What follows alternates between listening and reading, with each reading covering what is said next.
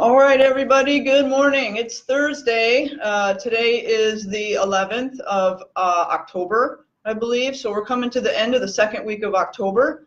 And so we're going to have about 10 weeks left of this year. I hope that you all are dialed in on what you want to accomplish between now and the end of the year. That's my big push. We have plenty of time to hit our goals, whether they were workout goals or weight loss goals, personal goals, business goals, I don't know, whatever goals you have. Now is a great time to kick them into high gear, and let's finish the year strong so that you're set up for an awesome 2019. All right. Welcome to this week's installment of Conversations with Bob. And we don't have a guest this week. I'm actually leaving town tonight. I'll be out of town tomorrow, so I was a little pressed for time. So I didn't have a guest, but I have some questions. Some people got me some questions, so I'm going to take a few minutes and answer some questions. If you have any, hey Tristan, if you have any questions, please feel free to put them in the chat. I'm on Instagram right now, and I'm also on Facebook Live, so if you'd like to do that, I would love to answer anything that you may have on your mind. And we'll go from there. And I'm going to keep working on not saying as much. And I don't know how it's going to work because I just wanted to say again. So what else? We have a talk, a Perfect Storm talk on October 24th at 7 p.m. here in my building in the Tenant Center. And we're going to be covering ADD, ADHD, spectrum issues, sensory issues in our kiddos and kind of what's going on with our kiddos and their nervous systems.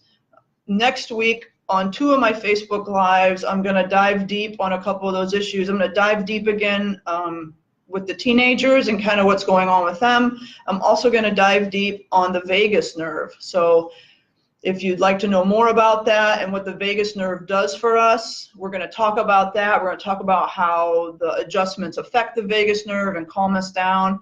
And that can be for anyone, not just kiddos, but adults and so forth. And actually, I'm going to touch on that a little bit from my notes.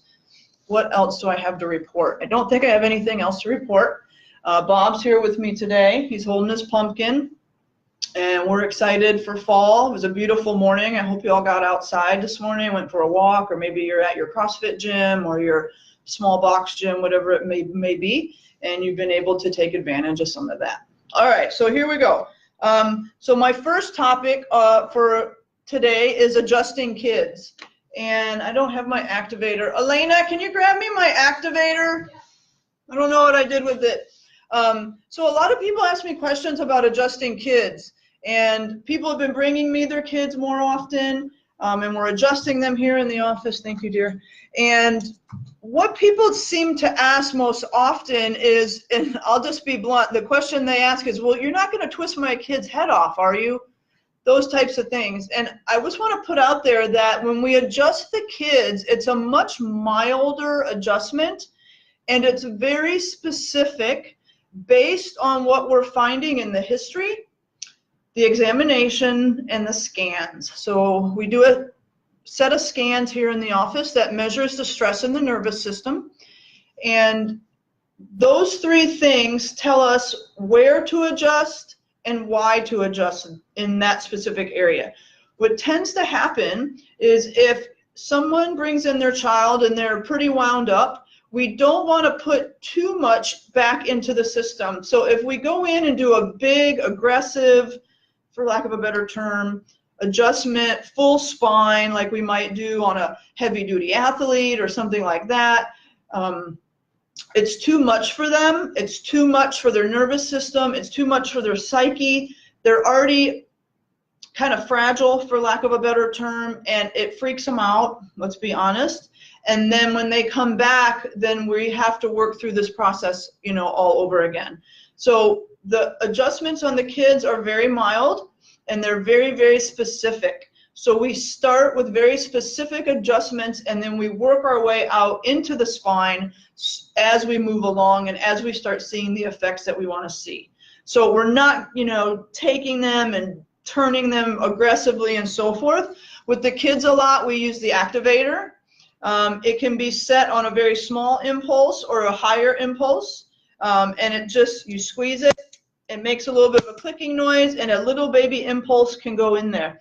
On some of the kids even, I will take them and I'll have them lay face down. I know exactly where I want to go, say C2 on the left, just for instance. We see a lot of C2 stuff with a lot of these kiddos. And I'll have them lay face down. I'll put my thumb on that spot, and then I actually put the activator on top of my thumb, and I click it through there, okay? So it's such a mild adjustment. Then from there, as they get comfortable and we're seeing the effects that we want to see, we might go to just the activator straight on the C2. And then from there, as they start to feel comfortable, we may get into just some really light mobilization. So we're going to take the child through a whole process, because we don't want the process of adjusting to be just as stressful as the stress that they're coming in with. We don't want it to backfire on us.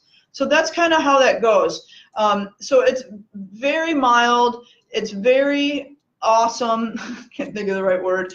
But it helps them tremendously, like I've said before, gets that whole nervous system to calm down, parasympathetic, and that vagus nerve, which I'm going to talk about next week. I have a whole live that I'm going to do next week on the vagus nerve and how it affects adults and kiddos. Okay, so that's what happens with the kids.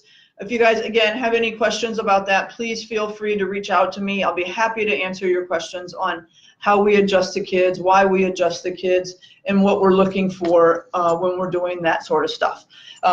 Another question I got was athletes and how chiropractic helps athletes specifically. And for most of my career, I've been a sports med doc. That's what I've done a lot of. That's what been the bulk of my training has been in.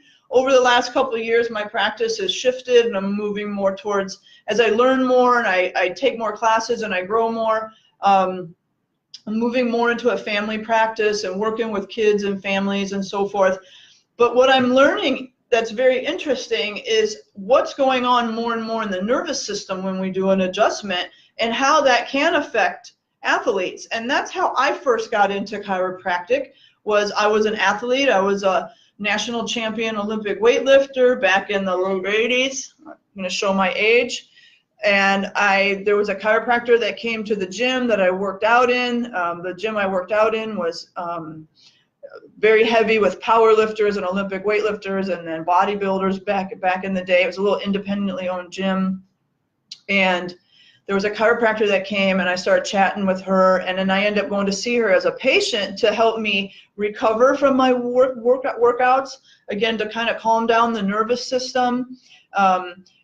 Aches and pains, I had some low back pain, so it helped with that. And what I've found out more and more about this, and with the whole parasympathetic and calming, I think it's huge for athletes, in the sense that it's going to help them recover better. They're going to sleep better. As an athlete trains more and more, their immune system gets beat up more and more, so the adjustments are actually going to help boost their immune system so that they can stay healthy through the process of heavy training. You could be a weekend warrior, you could be a triathlete. All of those people are going to fall into that category. It's also going to help with proprioception, which basically means where am I in space? Where's my right foot? Where's my left foot? These types of things. So it's going to help the brain connect with the body and the limbs. Catch a ball, throw a bar over your head, whatever it may be. Your brain is just going to be better connected to your body when you're getting your regular adjustments. So I think that it can be huge for athletics. Most major sports teams have a chiropractor on staff. A lot of the high-end sports athletes, most of the high-end athletes have chiropractors sometimes that even travel with them. So chiropractic, even though it's not talked about a lot, is a huge force with athletes. And if you're an athlete of any kind and you're not getting adjusted, I would highly suggest that you find somebody. It doesn't have to be me. I'm not the end-all be-all, but find someone that you can identify with. Find someone that's going to be able to treat you the way that you want to be treated, and go to them on a regular basis, whatever regular is for you, and get adjusted and get your treatments. And a lot of times sports chiropractors do other things. They're going to do acupuncture, cupping, ART, maybe different types of stretching. They might send you home with some stretching or exercises. So all that stuff will play in. And what I'm finding in my office currently is that the folks that have been coming to me for a while for sports medicine care are now bringing me their kids, and I'm seeing them all. So the kids are playing volleyball or baseball, or they might even do the kids' tries. Some of them are the kids' CrossFitters, stuff like that. And so now the whole family's coming. So now we have the opportunity to keep the whole family healthy and on their feet and keep them moving. And it's pretty exciting. It's pretty exciting to be able to help folks with this sort of stuff. The third question that I want to, and it might be the most important one, maybe, and I say that a little bit as a joke. Hey, David Cook, I see you out there. And is the question of Vedder versus Grohl. So Eddie Vedder versus David Grohl. This is a really tough question, right? I'm a huge music fan. I'm a huge Pearl Jam fan. Day one, grunge, early 90s, all that kind of stuff. Obviously Eddie Vedder, super awesome guy. I've seen him with Pearl Jam. I've seen him with as a solo artist. He's a great guy, great artist, great to watch on stage. The music is amazing. But then you've got Dave Grohl. Dave Grohl's a little bit different animal. You almost can't compare them in a way. Obviously Dave Grohl with the Foo Fighters, that's his band. And he was the drummer for Nirvana. So, and he's just a genius. The stuff the guy comes up with, the movies that he makes and different things, it's a really, really tough deal. But I kind of like Vedder. I'm a little bit more of a Vedder person. I've seen Dave Grohl. I've seen the Foo Fighters in action, and they're awesome, and they put on a great show. But I think I'm going to have to go personally with Eddie Vedder, but they're both amazing. I would love for y'all to chime in. I know that that's a very important question out there, but somebody sent me that question, so I wanted to get it. I wanted to get it out there and have a little fun with that. Bob and I have been talking about that question now for quite a few days and weeks about, Vedder versus Grohl, and we can't agree at all. So we've just agreed to disagree about that one. Right, Bob? He says, yeah. He says I'm wrong, but that's okay. That's what happens in families sometimes. So I don't have anything else. If anyone wants to chime in and ask anything, you're more than welcome to. Next week, I'll be doing another Conversations with Bob on Thursday again around lunchtime. And I do have a guest already lined up. I have Joseph Spurbeck. He is with South Coast Air and Heat. Super great guy. He's going to come in. He's going to talk to us about air conditioning and heating and what how to keep your home at the right temperature and how to do maintenance on your system and all these types of things. And I know that people always have questions about that kind of stuff. And of course, we'll be talking about chiropractic as well. But that is all that I have for now. So everyone have a super awesome weekend. It's supposed to be beautiful outside. Enjoy it.